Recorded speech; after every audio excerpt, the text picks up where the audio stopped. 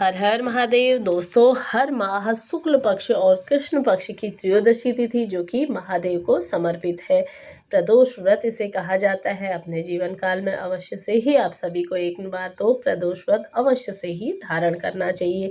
माना जाता है कि इस दिन महादेव का पूजन करने से जीवन में समस्त प्रकार के जो भी दुख कष्ट हारी बीमारी हैं वह दूर हो जाती हैं और साथ ही जीवन सुखमय बन जाता है। तो आप सभी को बताते हुए चलूं कि साल 2024 में अक्टूबर महीने में प्रदोष का व्रत किस दिन रखना है, साथ ही पूजा का शुभ मुहूर्त क्या रहेगा, संपूर्ण नियम जानकारी आप सभी के लिए इस वीडियो में लेकर के आई हूँ। तो जैसा कि कार्तिक का पवित्र पावन महीना भी चल रहा है, तो इसमें आप सभी को त्रयोदशी तिथि के दिन सुबह प्रातःकाल ब्रह्म मुहूर्त में जागने के बाद आप सभी को गंगाजल मिश्रित जल से स्नान आदि करके महादेव की सुबह के समय में सरल सी पूजा करनी चाहिए। साथ ही दीपदान इस दिन अवश्य से ही करना चाहिए और घर पर ही एक दीपक लगा करके, चाहे तो आप पास में ही कोई महादेव का मंदिर है वहां जाकर के पूजन कर सकते हैं। छोटी सी सरल सामान्य पूजा सुबह के समय में होती है। इसकी पूजा शाम के समय में, जैसा कि प्रदोष काल में विशेष पूजा का महत्व माना गया है।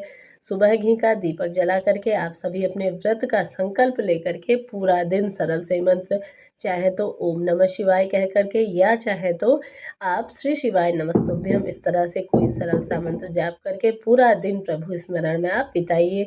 शाम के समय में प्रदोष काल का समय माना जाता है, जो कि सूर्य अस्त होने के 45 मिनट पहले या सूर्य अस्त होने के 45 मिनट जो बाद का समय होता है उसे प्रदोष काल का समय कहते हैं।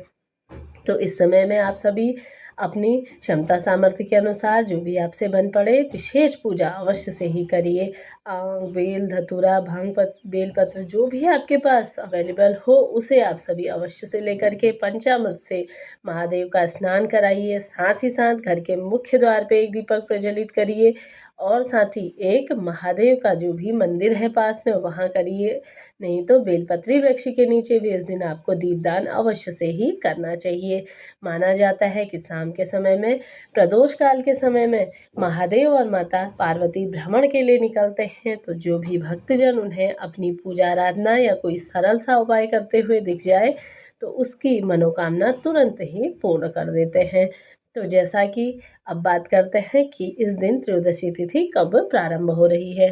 साथ ही त्रयोदशी तिथि प्रारंभ होगी 29 अक्टूबर को सुबह 10:31 पर और इसका समापन होगा अगले दिन 30 अक्टूबर को दोपहर 1:15 पर इसका समापन होगा। इसलिए इसके साथ ही साथ यह धनतेरस के दिन यानी कि 29 अक्टूबर के दिन इसका व्रत आप धारण करेंगे। साथ ही साथ आप सभी को मैं बताते हुए चलूं कि प्रदोष काल के समय पूजा का विशेष महत्व माना गया है, तो पूजा का शुभ मुहूर्त आप सभी नोट करते हुए चलिए। तो प्रदोष काल की पूजा का शुभ मुहूर्त रहेगा 29 अक्टूबर को शाम को 5 बजे से लेकर के रात्रि 7:56 तक प्रदोष काल की पूजा का शुभ मुहूर्त रहेगा। इस दिन आप सभी को पूजा की सामग्री के लिए सफ़ेद फूल, फल, आँख के फूल, सफ़ेद मिठाइयाँ, बेलपत्री, धतूरा, भांग, कपूर, धूप, दीप, शुद्ध घी, सफ़ेद वस्त्र समेत सभी चीज़ें महादेव को समर्पित करनी है। इसके साथ ही आप सभी को जैसा कि विधिवत भोलेनाथ की पूजा करिए। इसके साथ ही इस प्रदोष काल के समय में संभव हो तो किसी मंदिर इत्यादि में करिए, नहीं तो आप अपने घर पर भी यह पूजा कर सकते हैं। त्रयोदशी तिथि मंगलवार के दिन पड़ने जा रही है, तो इसे भौम प्रदोष के नाम से जाना जाएगा। इस दिन महादेव के ही 11वें रुद्रावतार के रूप में जाने जाने वाले श्री बालाजी महाराज का भी आपको विशेष पूजन करना चाहिए। हनुमान चालीसा का पाठ करिए और साथ ही हनुमान जी को बूंदी या बेसन के लड्डू और साथ ही तिल्ली के तेल का दीपक भी अवश्य से ही उनके नाम का एक जलाना चाहिए।